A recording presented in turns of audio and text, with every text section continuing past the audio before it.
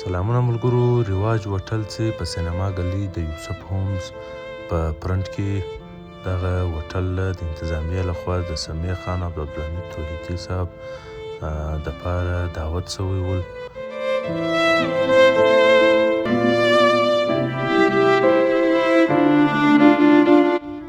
په دې دعوت کې د دې سپیشل کانې لکه چکن رول، ملایي بوټي، چکن کړایي او بریاني، ورسره د دې سپیشل پیتزا، د دې سپیشل ډیش ولو، ورسره روجو، د فاست فود د نور آیټمز هم ورسره ول.